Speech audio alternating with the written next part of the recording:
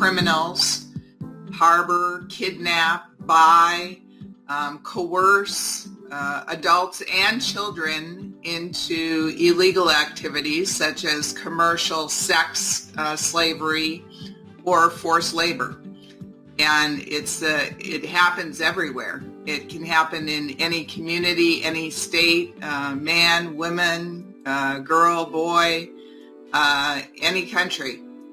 It's a huge problem. I think the McCain Institute estimates that 25 million people worldwide are forced into labor, and that's not even including the sex slavery. 71% of those trafficked are women and girls. And I know we did something in Chicago as a part of the Caucus on Black Women and Girls about trafficking and missing women and girls. My district is urban, suburban, and rural. When you're surrounded by highways and byways, like I have 57, I have 80, I have 294 close, so that lends to trafficking.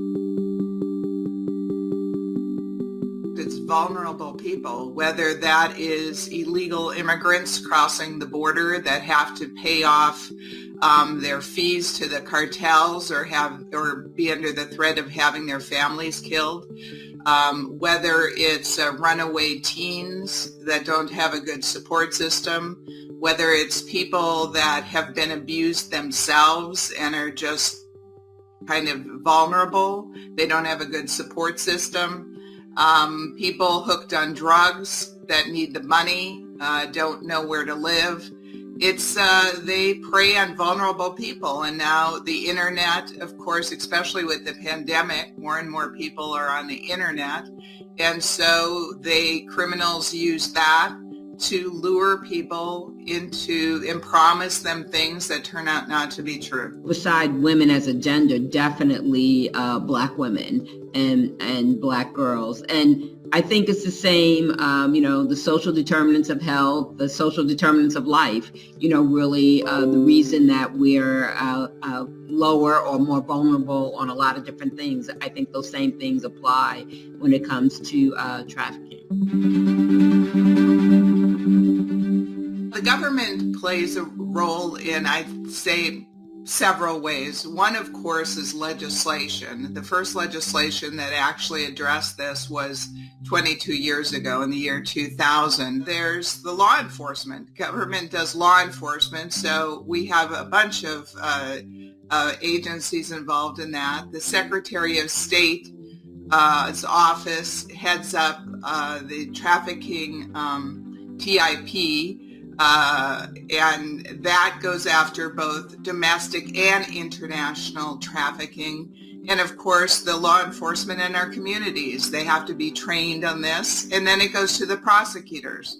The prosecutors, I think, should be hard when somebody is arrested and found to be violating these things. Well, first of all, I think it needs to be awareness, that this is an issue first and foremost. And then, we have to shore up families. We have to make sure, that people are living in safe places, that people have a roof over their head, that people have health care that they can seek, that people, after school, there are programs so you don't fall vulnerable, especially younger, to things like this. You'd be surprised what we have an image in our mind, what the people that traffic look like, and they don't look exactly like we think. And there's, the sex trafficking, but there's also labor, that many people are used in that way.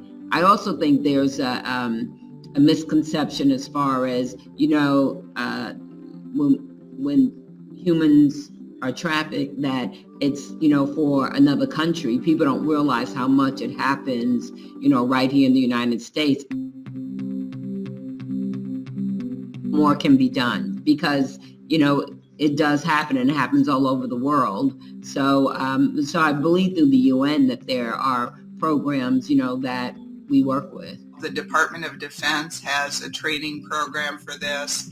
The Labor Department has a program to dealing with human trafficking, but the State Department leads the international efforts, and then of course we work with other agencies throughout the world to try to identify and reduce the amount of human trafficking. The UN provides training, a lot of training throughout the world on how to identify human trafficking, and Interpol does the same thing, training to law enforcement agencies throughout the world, because we need to work together, because these people are transported between country and other countries, and so this is a worldwide problem.